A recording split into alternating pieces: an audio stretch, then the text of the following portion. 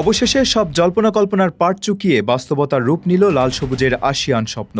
সকল দ্বিধাদ্বন্দ্বের অবসান ঘটিয়ে আসিয়ান কাপে নামছে বাংলাদেশ ফুটবল দল।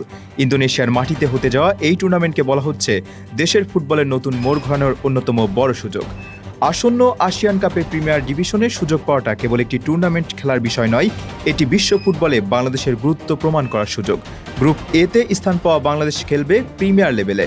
ইন্দোনেশিয়া, মালয়েশিয়া এবং সিঙ্গাপুরের মতো টেকনিক্যালি এগিয়ে থাকা দলগুলোর বিপক্ষে টানা ম্যাচ খেলার সুযোগ বিশ্বমঞ্চে ফুটবলারদের কন্ডিশনিং ও ট্যাকটিক্যাল পরিপক্কতা বাড়াতে সবচেয়ে বড় ভূমিকা রাখবে।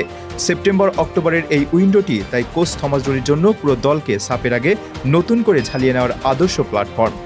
দল গঠনে এবার বড় চমক আনছে নতুন প্রবাসীদের অন্তর্ভুক্তির বিষয়টি। সুকি তোফুসা কিংবা ফারহান আলী ওয়াহিদদের মতো ট্যাকটিক্যালি সাউন্ড ফুটবলারদের অন্তর্ভুক্তিতে স্কোয়াডের গভীরতা বেশ বেড়েছে। মাঝমাঠ ও আক্রমণ ভাগে তাদের উপস্থিতি দলগত খেলায় নতুন গতি আনবে। একই সঙ্গে হামজা চৌধুরী, সমিত সোম কিংবা তারিক কাজীদের মতো যারা আগে থেকেই জাতীয় দলের মূল স্তম্ভ, তাদের অভিজ্ঞতা নিশ্চিতভাবেই এই নতুনদের দ্রুত মানিয়ে নিতে সাহায্য করবে।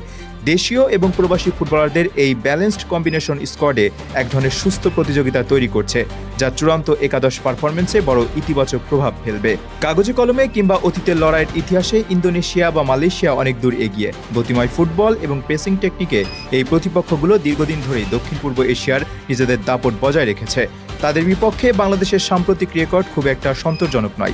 তবে অতীতের হিসেব নিকাশ ভুলে ডুলির আধুনিক ট্যাকটিক্যাল ছকে যদি আক্রমণভিত্তিক ও শৃঙ্খলাবদ্ধ ফুটবল খেলা যায়, তবে এই ম্যাচগুলোতে পয়েন্ট ছিনিয়ে নেওয়া অসম্ভব কিছু নাই। সামনে এখন একটাই লক্ষ্য, ইন্দোনেশিয়ার কন্ডিশনে নিজেদের সেরাটা উজাড় করে দেওয়া এবং এশিয়ান ফুটবলে বাংলাদেশের পুনর্জাগরণের জানান দেওয়া। তবে প্রশ্ন থেকেই যায়, আসিয়ান কাপের মতো বড় মঞ্চে লড়াই করার জন্য সত্যিই কি প্রস্তুত বাংলাদেশ?